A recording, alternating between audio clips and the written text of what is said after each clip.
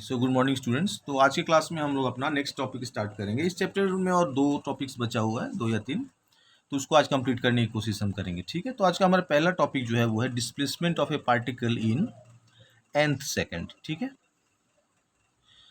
पहले तो इस टॉपिक का आप मतलब समझिए, इसका क्या मतलब हुआ कि nth सेकंड का क्या मतलब हुआ। ठीक है, तो nth सेकंड का मतलब हुआ कोई एक पार्टिकुलर टाइम में। ठीक है, जैसे कि मान लीजिए आपका कोई एक जर्नी हो रहा है, आपने अपना जर्नी स्टार्ट किया। ठीक है, और मैंने आपको बोला कि ठीक है आपका जर्नी जो है वो 8 बजे से 9 बजे तक हो रहा है, लेकिन आपने सपोज 8 और 9 के बीच में 8:45 जब हो रहा था, तो आपने कितना ट्रैवल किया है ना, या उस पार्टिकुलर टाइम पे आपने कितना ट्रैवल किया, उस चीज़ को हम बोलते हैं displacement of A particle in nth second. ठीक है, तो उसके लिए हम क्या कंसीडर करेंगे, उसके लिए हम कंसीडर कर लेंगे कि u जो हमारा है वो है सपोज इनिशियल वेलोसिटी। ठीक है, u हमारा क्या है, सपोज u हमारा इनिशियल वेलोसिटी है ना, और टी हमारा टाइम है सपोज। ठीक है, ये सपोज हमारा एक्सेलरेशन है। ये तो हमको पहले से भी मालूम है, पहले मैंने आपको बताया हुआ है ये सब चीज़। तो अगर हमको ये पैरामीटर्स हम लेके चलते हैं, है ना, तो हम लिख सकते हैं हमारा जो फॉर्मूला होता है, general formula S equal to, है ना, एस मतलब क्या, यहाँ पे एस का मतलब क्या हुआ हमारा, एस मतलब एस इन एन, है ना, एस एन मतलब डिस्टेंस ट्रेवल्ड इन, और इसे displacement travelled in an second. ठीक है ना, टोटल एन सेकंड में हम लोग कितना ट्रेवल करते हैं, ये टोटल है ना, ये उसका फॉर्मूला हमारा क्या होता है, इसका फॉर्मूला हमारा होता है u n plus half of, इसको आप टी लिख के चलो, ये चलो उसको मैं थोड़ा सा ये कर दे रहा हूँ। देखो यहाँ पे, देखो एक चीज़ आपको थोड़ा सा अजीब सा लग रहा होगा कि यहाँ मैंने टाइम को टी लिखा है, और यहाँ पे मैंने इसको टाइम को, क्योंकि हमारा फॉर्मूला तो होता है S equal to u t plus half a t square, है ना, तो चूंकि हमको nth सेकंड में कैलकुलेट करना है, तो इसीलिए हम लोग टाइम को क्या लेके चलेंगे, यहाँ पे n लेके चल रहे हैं। ठीक है, यहाँ पे टाइम को मैंने टी जस्ट अंडरस्टैंडिंग के लिए लिखा है। ठीक है, तो हमारा टोटल टाइम अगर n है, तो हमारा n सेकंड में हम कितना ट्रेवल कर रहे हैं, S n equal to u n plus half A N square. ठीक है ना, लेकिन अगर आपसे बोला जाए कि ठीक है n से 1 सेकंड पहले, जैसे कि मान लो, इसका कहने का क्या मतलब हो, इसको ध्यान से समझो। जैसे कि मान लो मैं आपको बोल रहा हूँ कि आपका जर्नी हो रहा है 8 AM टू सपोज 9 AM। ठीक है, मैंने आपको बोला कि ये 8 से 8.45 मतलब 8 बजकर जब 45 मिनट्स हो रहा था। ठीक है, तब आपने इस पार्टिकुलर 8:45 मतलब ये पार्टिकुलर मिनट में 45th मिनट में आपने कितना ट्रेवल किया, ये हमको इस फॉर्मूला से मिलेगा। समझ में आया? तो इसके लिए हम क्या करेंगे, इसके लिए 8.44 मिनट तक इसमें आपने टोटल जितना कवर किया, और टोटल 8.45 में जितना कवर किया है ना, इससे अगर इसको माइनस कर दे तो हमको पता चल जाएगा ना 45th मिनट में हम लोगों ने कितना ट्रेवल किया। समझ में आ रहा है आपको? इसको ध्यान से एक बार और सुनो, मैं और बता दे रहा हूँ। हमको पार्टिकुलर एक टाइम में जो डिस्टेंस ट्रेवल किया या डिस्प्लेसमेंट ट्रेवल किया, वो हम इस फॉर्मूला से कैलकुलेट करते हैं। ठीक है, जैसे कि अगर मैं बोलूँ कि आपका जर्नी 8 AM टू 9 AM हो रहा है, और मैं आपसे पूछूँ कि 8 बजकर मीन्स 45 मिनट्स पे इस पार्टिकुलर 45th मिनट पे आपने कितना ट्रेवल किया, तो उसका आंसर हमको इस फॉर्मूला से मिलेगा। ठीक है, उसके लिए हम क्या करेंगे, उसके लिए हम 8.45 मतलब ये टोटल, क्योंकि हमारा जर्नी तो 8 बजे स्टार्ट हुआ था, तो ये 45 मिनट्स में हम लोगों ने जितना ट्रेवल किया, और हम लोगों ने 44 मिनट में जितना ट्रेवल किया था, इसको अगर माइनस कर दे तो हमको ये 1 मिनट का रिजल्ट मिल जाएगा ना, वही चीज़ हम निकाल रहे हैं यहाँ पे। ठीक है, तो एस एन का वैल्यू हम क्या लिखेंगे, u n plus half A N square, और एस एन माइनस वन कर लेंगे, चूंकि एन माइनस वन ही तो ये 45 से एक कम है, 44 है ना, ये क्या हो जाएगा, यू एन के जगह पर एन माइनस वन आप रख लो, plus half of A N minus one whole square, ऐसे लिख सकते हैं हम इसको, है ना। अब क्या करेंगे, तो हमको अभी निकालना क्या है, हमको तो निकालना है कि भाई nth सेकंड में, तो इससे हम लिखेंगे एस nth, है ना, ये nth सेकंड में हम कितना ट्रेवल करेंगे, ये हो जाएगा आपका S of N minus S of N minus one. हम सब्ट्रैक्ट कर लेंगे दोनों को, जैसे कि आपको होपफुली समझ में आ गया होगा, नहीं तो आप मुझे पूछना फिर से। ठीक है, क्योंकि थोड़ा कंफ्यूजिंग है ये, u of n plus half of, sorry current चला गया था स्टूडेंट्स। तो अभी हम क्या करेंगे, आप देखिए इसको हम सॉल्व करेंगे वैल्यू पुट करके, तो ये हो जाएगा आपका ए एन स्क्वायर, और माइनस हम इसको करेंगे, तो माइनस आप कीजिएगा तो क्या होगा, u of n minus one plus half A N minus one whole square. Okay, ये आपको शायद नहीं दिख रहा होगा, ये कैमरा से बाहर हो गया था, ये आप पहलू रख लेना इसको। ठीक है, मैं यहाँ लिखता हूँ, तो ये क्या हो जाएगा, u of n plus half of A N square minus क्या हो जाएगा, ये माइनस आप कीजिएगा तो पहले मल्टीप्लाई कर लीजिए, तो ये यू एन माइनस यू है ना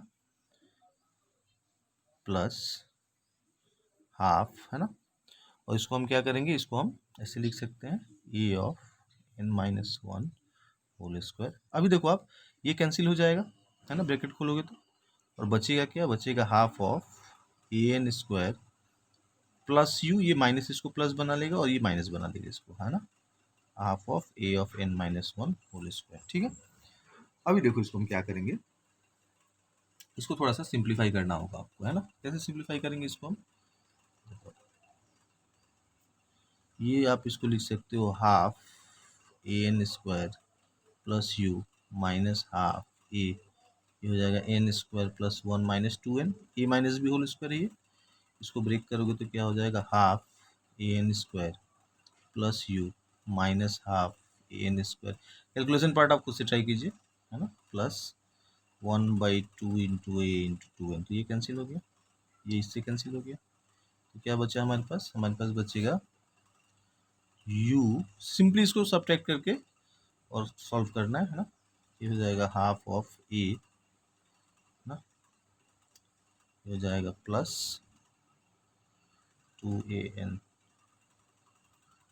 ये हो जाएगा कितना, हाफ ऑफ ए प्लस ये ए एन हो गया है ना, तो इसको आप रख लो ऐसे, इसको रख लो u है ना, और इसको आप लिख सकते हो कितना, plus A N minus one by two A, इसको u कर लो और इसको a बाई टू यहाँ से कॉमन ले लोगे तो ये कितना हो जाएगा, टू एन माइनस वन, देखो इसको मल्टीप्लाई करोगे तो फिर इतना आ जाएगा, a बाई टू कॉमन ले लो तो ये इतना आ गया, तो ये हो गया हमारा एस एन। किसी पार्टिकुलर टाइम में आप कितना डिस्टेंस ट्रेवल करते हो ये आपको इस फार्मूला से मिलता है, ये काफ़ी इंपॉर्टेंट फार्मूला है, आप इसको ध्यान से देखो है ना। चलो तो ये हमारा एक टॉपिक हो गया, नेक्स्ट टॉपिक हमारा आज का क्या है, देखो नेक्स्ट टॉपिक हमारा आज का है number 2, equation of motion under gravity. ठीक है, अगर हमारा इक्वेशन ऑफ मोशन है, जैसे कि आपको पता है कि हम लोगों ने पहले लास्ट क्लास में इसके हम लोगों ने 3 इक्वेशन ऑफ मोशन को डिराइव किया था, क्या क्या इक्वेशन था वो, ये इक्वेशन को मैं फिर से एक बार लिख दे रहा हूँ यहाँ पे। पहला इक्वेशन था v equal to u plus a t, फिर एक इक्वेशन था v square equal to u square plus two S, और एक इक्वेशन था s equal to u t plus half of a t square. ये हमारा 3 इक्वेशन था मोशन का, आपको याद होगा शायद है ना। अब देखो हमारा आज का क्या काम है, हमको इस इक्वेशन को ग्रेविटी, अगर ग्रेविटी आप समझते हैं ग्रेविटी क्या होता है, चलिए आप पहले ग्रेविटी समझ लीजिए। ये मान लीजिए हमारा अर्थ है, वैसे पता होगा सभी को ग्रेविटी क्या होता है, ये हमारा अर्थ का सेंटर है। तो हमारा अर्थ का एक नेचुरल प्रॉपर्टी होता है कि एक हर एक ऑब्जेक्ट को है ना, जो इसके आसपास है, इसके जो ग्रेविटेशनल रेंज के पास है, मतलब क्या हुआ कि अर्थ हर एक चीज़ को अपने सेंटर की ओर अट्रैक्ट करता है ना, तभी तो हम सरफेस पे बैठ पाते हैं, या हम हमेशा सरफेस पे ही रहते हैं ना, और कोई भी बॉल अगर हम ऊपर स्पेस में फेंकते हैं तो वापस वो नीचे आता है।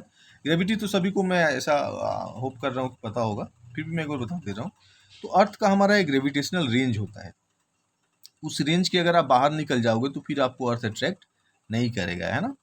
सिंपल सा बात ये है कि ये जो हमारा अर्थ है ना, ये मान लो मैं इसको फिर से यहाँ ड्रॉ कर रहा हूँ, तो इसका एक क्या होता है कि जब भी हम किसी ऑब्जेक्ट को ऊपर फेंकते हैं है ना, जैसे मान लीजिए आप किसी को ऊपर फेंकोगे तो आप बोलोगे कि हम अर्थ का ग्रेविटी के अगेंस्ट में जा रहे हैं, क्योंकि अर्थ आपको नीचे खींचना चाहता है और आप ऊपर जाना चाह रहे हो है ना, आप किसी बॉल को मान लीजिए ऊपर फेंक रहे हो। ठीक है, तो इस केस में क्या होता है, आप देखो जो हमारा एक्सेलरेशन ड्यू टू ग्रेविटी ए था है ना, उसको हम एक्सेलरेशन इन मोशन जो था उसको हम जी से डिनोट करते हैं। समझ में आया बात, मतलब स्मॉल जी हमारा क्या होता है, स्मॉल जी होता है हमारा एक्सेलरेशन ड्यू टू ग्रेविटी, आपने पढ़ा होगा क्लास 9-10 में। और ये वैल्यू कांस्टेंट होता है, कितना होता है इसका वैल्यू, 9.8 मीटर पर सेकेंड स्क्वायर, पता होगा आपको। स्मॉल जी होता है एक्सेलरेशन ड्यू टू ग्रेविटी और इसका वैल्यू होता है 9.8 मीटर पर सेकेंड स्क्वायर। ठीक है, लेकिन अभी देखो ये अगर आप अर्थ के अगेंस्ट में जाओगे है ना, अगर आप ऊपर जाओगे तो हम इसको माइनस जी कंसीडर करते हैं। ठीक है, अगर आप किसी बॉल को ऊपर फेंकोगे तो अगर आप पूछोगे कि उसमें जी का वैल्यू क्या होगा एक्सेलरेशन ड्यू टू ग्रेविटी का, तो वो माइनस जी होता है। और अगर आप अर्थ के सपोर्ट में मतलब उसी डायरेक्शन में आ रहे हो तो इसको हम प्लस जी कंसीडर करते हैं, है ना। और इसका एप्लीकेशन अभी कैसे करेंगे हम फॉर्मूलाज में, वो हम देखेंगे, ठीक है। तो कुछ नहीं करना है हमको, देखो आप यहाँ लिखो फोर अपवर्ड मोशन, ठीक है। अपवर्ड मतलब ऊपर आप जा रहे हो, अर्थ के ग्रेविटी के अगेंस्ट में अगर आप जा रहे हो, है ना। तो अर्थ के ग्रेविटी के अगर आप अगेंस्ट में जाओगे तो क्या करोगे, आपको जी तो माइनस लेना होगा, है ना। तो हमारा जो फॉर्मूला था v equal to u plus a t, है ना। इसको हम क्या लिखेंगे, इसको हम रिप्लेस करेंगे किससे, इसको हम रिप्लेस करेंगे ए को किससे रिप्लेस करेंगे, माइनस जी से रिप्लेस करेंगे। तो क्या फॉर्मूला बनेगा, v इक्वल टू यू, ये माइनस जी टी हो जाएगा, ठीक है। अगर आप डाउनवर्ड मोशन के लिए कर रहे हो, फोर डाउनवर्ड मोशन, ठीक है। तो डाउनवर्ड मोशन के लिए आप क्या लिखोगे, डाउनवर्ड मोशन के लिए क्या होगा, ए का वैल्यू हो जाएगा प्लस जी से रिप्लेस करोगे, तो v इक्वल टू हो जाएगा u प्लस जी टी। समझ में आ रहा है आपको, इसको आप ध्यान से देखो, ऊपर जाओगे तो माइनस, नीचे जाओगे तो प्लस, कंफ्यूज नहीं होना है इसमें। सिमिलरली हम बाकी फॉर्मूला में क्या करेंगे, ए का वैल्यू हम जी से रिप्लेस कर देंगे, है ना। तो क्या हो जाएगा, v square equal to u square plus two S होता है ना।